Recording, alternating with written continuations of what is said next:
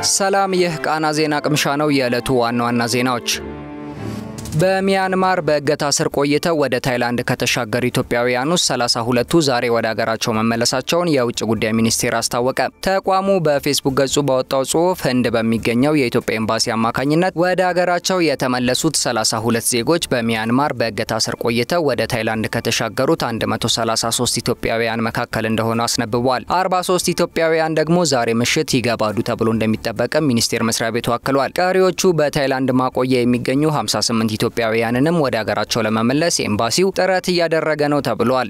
መንግስት ጃፓን በሚገኘው የኢትዮጵያ ኤምባሲ በኩል በሚያንማር በአስቸጋሪ ሁኔታ ውስጥ የሚገኙ ሌሎች ኢትዮጵያውያንን ወደ ታይላንድ በማሻገር ወደ ሀገራቸው ለመመለስ ጥረት እያደረገ እንደሆነም ተመላክቷል። የውጭ ጉዳይ ሚኒስቴር ቃል አቀባይ አምባሳደር ነቢያት ጌታቸው ባለፈው ጥር ወር ላይ በሰጡት ጋዜጣዊ መግለጫ 380 ያህል ኢትዮጵያውያን በሚያንማር ታግተው እንደሚገኙ መረጋገጡን አስታውቀው ነበር። በወቅቱ በህገ ወጥ ዓለም አቀፍ ደላሎች ተታለው ወደ ሚያንማር ታይላንድ ድንበር አዋሳኝ አካባቢዎች ወደሚገኙ ህገወጥ ካምፖች ተወስደው የሚገኙ ዜጎችን በሚመለከት በሰጡት ማብራሪያ ችግር ውስጥ ያሉት 380 ዜጎች ስምና ፓስፖርት ቁጥር ጉዳዩን በቅርበት ለሚከታተለው ቶኪዮ የሚገኘው የኢትዮጵያ ሚስዮን መላኩን መናገራቸው ይታወሳል። እንዲሁም ጉዳዩ ብዙ ጥረት የሚጠይቅ በመሆኑ ቶኪዮ ከሚገኘው የኢትዮጵያ ሚስዮን በተጨማሪ በኒው ዴሊ የሚገኘው ኤምባሲም ተልዕኮ ተሰጥቶት መንቀሳቀስ መጀመሩን ተናግረው ነበር። በርካታ ኢትዮጵያውያን በስራ ቅጥር ሰበብ ወደ ታይላንድ ከሄዱ በኋላ በህገወጥ ደላሎች በመታገት ሚያንማር ውስጥ ወደሚገኙ ካምፖች ተወስደው ህገወጥ የገንዘብ ማጭበርበር ስራ እንዲሰሩ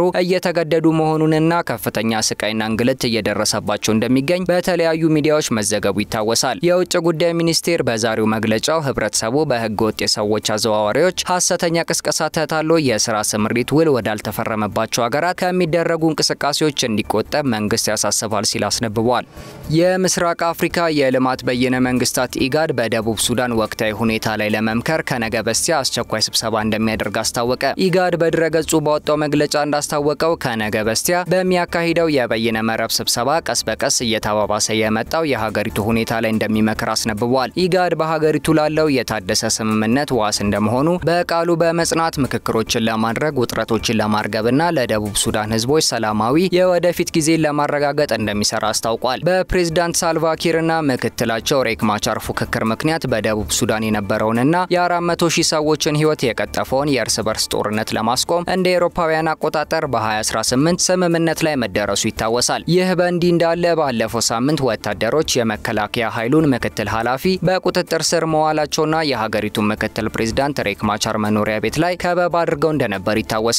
የማቻር የቅርብ አጋርና የመከላከያ ኃይሉ ምክትል ኃላፊ ጄኔራል ገብርኤል ዱፕላም በምስራቅ የሀገሪቱ ክፍል የላይኛው አባይ ግዛት ለቀናት የዘለቀውን ግጭት ተከትሎ በቁጥጥር ስር መዋላቸውን የዘገበው አጃንስ ፍራንስ ፕሬስ ነበር። በወቅቱ የማቻር ቃል አቀባይ ፖል ማይዴንግ የጄኔራሉ ስራት እንዲሁም የምክትል ፕሬዝዳንቱ ቤት ከበባ የ5 ዓመቱን የእርስ በርስ ጦርነት ለመቋጨት የተደረሰውን የስልጣን ክፍፍል ስምምነት ይጥሳል ማለታቸው ይታወሳል።